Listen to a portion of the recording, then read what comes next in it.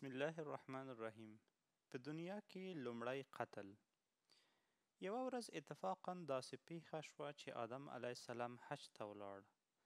تقدیر الهي ته ګوره چې یوه ورځ قابیل د حابیل د بزو په واري کې حابیل پیدا کړ او د نهې ورځ وه او حابیل په دغه واري کې بیده و.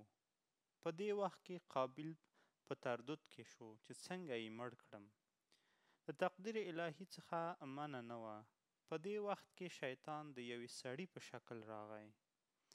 مار یې په لاس کې راغیستی و، نو یې د ځمکې څخه یوې کاڼي پورته کړه او هغه مار یې په سر وویشت او مړ یې کړل او بیا د هغه ځای نه غایب شو. قابیل هم د شیطان په دې ښودنې سره یوه درنه ډبره د ځمکې څخه راپورته کړه او د حابیل پر سر یې وویشته. حابیل وفات شو او قابیل د خدای په درګاه کې ګناهګار او مجرم شو. پس د هغې ټپوسان او نور مرغان پر ده راټول شول او قابیل په سوچ کې پرېوته چې اوس د ده لاش سره څه وکړم. نو پر اوږه یې واخیسته او په دنیا کې یې ګرځاوه. چې پر کوم ځای د ځمکې به د هغه وینه ولوېده نو د ځمکې په فریاد کوله. بیا د خدای پاک ته منظور نه وه چې د خپل دوست حابیل بدنامي دې وکړي. نو الله تعالی دوه کارګان راولېږل. نو کارګان په خپل مابین سره په جنګ شول او په دې وخت کې دا یو مړ کړ.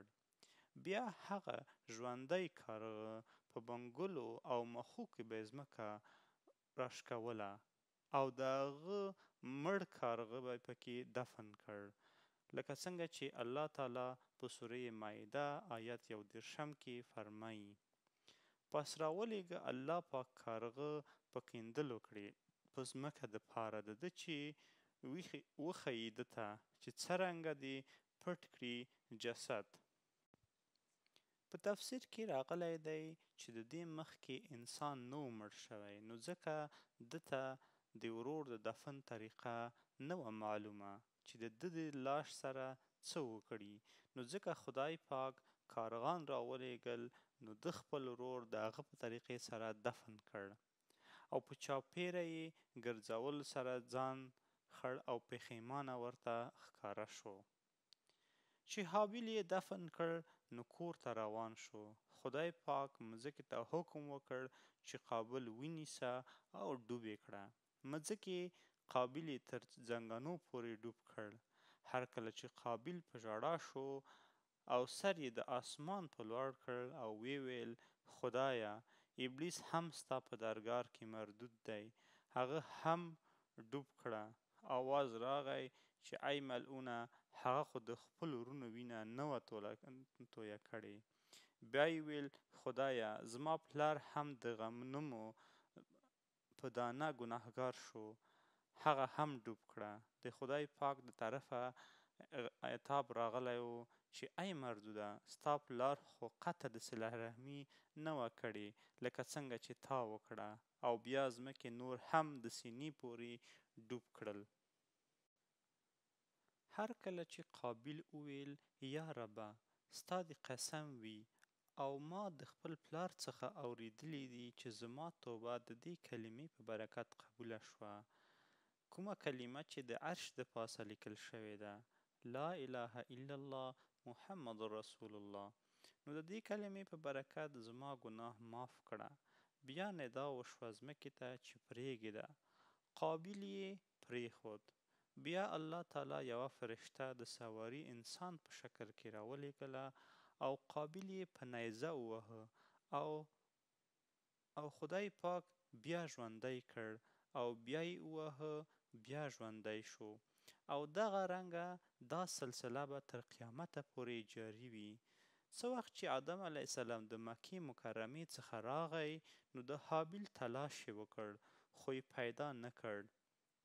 د خلکو څخه یې پوښتنه وکړه نو هغوی وویل چې څو ورځې موږ د هغه نه معلومات نه لرو. د آدم علیه السلام خوراک، څښاک او خوب هر څه ورک شول او د ده په غم کې ډیر زیات دلګیره شو. یو ورځ په سپېدو کې په خوب کې ولیده چې حابیل الغیاس الغیاس ای پلاره ای پلاره وایي. آدم علیه السلام چې د خوبه بیدار شو نو په زار زار یې وژړل. چې دغه وخت جبرائیل علیه السلام راغی نو آدم علیه السلام ورته وویل چې ما ته د حابیل احوال راکه، زه د قابیل نه بیزاره یم. جبرائیل علیه السلام ورته وویل چې خفګان مه کوه، الله پاک به هم د هغه بیزاره ده. حضرت جبرائیل علیه السلام، حضرت آدم علیه السلام او بیبي حوا یې د حابیل قبر ته بوتلل. حضرت آدم ولیده او ویل که چیرې قابیل حابیل دلته وژلی وي نو دلته خو به اوس یو څه وینه تویه شوې وي. جبرائیل علیه السلام وویل د ده وینه ځمکه څکلې ده. حضرت آدم علیه السلام وویل خواري دې وي پر دې ځمکه چې زما د جګر وینه یې څکلې ده. په دې وینا سره ځمکې هغه وینه را پرېښوده او آدم علیه السلام او بیبي حوا دا وینه ولیده. پس د هغې څخه یې د زوی قبر لوڅ کړ او هغه یې راوویسته چې ګوري د هغه ماغزه راوتلي دي او د وینو څخه آلوده او ډک دی. دوی چې ولیده نو دومره یې وژړل چې د آسمان فرشتو هم ورسره ژړا وکړه. بیا وروسته د هغه حضرت آدم علیه السلام د حابیل مړی په یو تابوت کې بند کړ او کور ته یې راوړ. پس له هغه دا تابوت یې 40 ورځې د مختلفو ځایونو کې وګرځاوه. هر چا به چې دا تابوت لیده د ده په مرګ به یې افسوس کاوه او ویل به یې چې دا انسان څومره ظالم دی چې خپل ورور یې وژلی دی. وروسته هغه نه دا تابوت یې دفن کړ. د حضرت آدم علیه السلام په دې وخت کې 120 زامن شوي وو. ټول زامن بیا هم د آدم علیه السلام ته راغلل چې مونږ ته یو څه روپۍ پکار دي چې مونږ په هغه سوداګري وکړو او ګټه وخورو. بیا جبرائیل علیه السلام یو موټ سره زر او یو موټ سپین زر راوړل او آدم علیه السلام ورته وویل چې په دې لږو سرو او سپینو زرو به زما د زامنو څه کار وشي. که چیرې په دې تجارت کوي نو د غیبو څخه آواز راغی چې دغه سره او سپین زر په غرونو وپاشه نو دوی به د هغه څخه لږ لږ راوباسي او خپل تجارت به کوي او بیا به تر قیامته پورې دا نه کمیږي. بیا د هغه څخه 1000 کاله وروسته حضرت آدم علیه السلام مریض شو او د خوراک دپاره یې د جلا جلا قسم میوو زامنو ته وویل.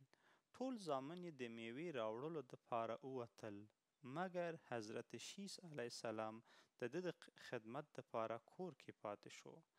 هر کله چې د دغه کسانو وخت ډیر وشو او رانغلل نو آدم علیه السلام شیس علیه السلام ته وویل ته دې غره ته ورشه او دعا وکړه، خدای پاک به ستا د دعا په برکت سره ماله میوه راولیږي.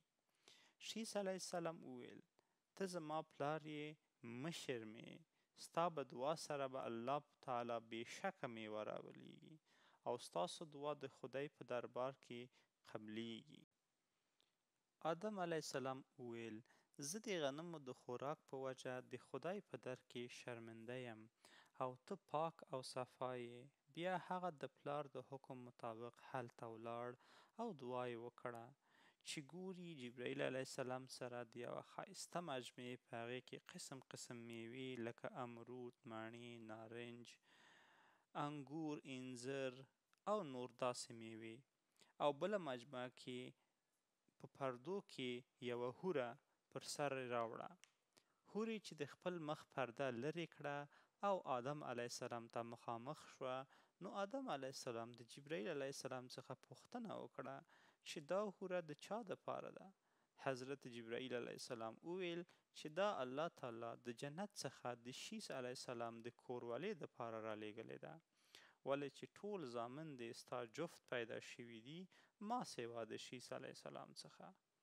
او د یوه روایت دی چې دغه حوره بیا جنت ته ولاړه او د هغه دپاره به تر قیامته پورې انتظار کوي. او د دې کتاب مصنف لیکلی دي چې آدم علیه السلام د دغې حورې نکاح د شیس علیه السلام سره وکړه. د دې حورې ژبه عربي ژبه وه چې کوم زوی به دې څخه پیدا شو نو هغه به عربي ویلې. او حضرت محمد صلی الله علیه وسلم د هغې حورې د نسل څخه دی. بیا آدم علیه السلام د هغې میوې څخه یو څه وخوړل او یو څه یې زامنو ته ورکړل. کومو زامنو چې دغه میوې وخوړلې عالمان، هوښیاران او پوهان شول. بیا حضرت آدم علیه السلام خپلو زامنو ته وصیت وکړ چې اوس نږدې دی چې زه دنیا څخه سفر وکړم او حضرت شیس علیه السلام به زما قایم مقام وي او تاسو ټول به د ده فرمانبرداري کوئ او پر ده باندې به ایمان راوړئ. څه وخت چې هغوی د ده په مخ کې اقرار وکړ نو د هغه وروسته حضرت آدم علیه السلام د فاني دنیا څخه رحلت وکړ او ټولو زامنو د پلار په جدایۍ ډېر وژړل. د جنازې لمونځ یې ورته وکړ او ښخ یې کړ. 2 کاله د پلار په قبر حاضر و او د هغه وروسته جدا شول او خپلو کارونو ته ولاړل.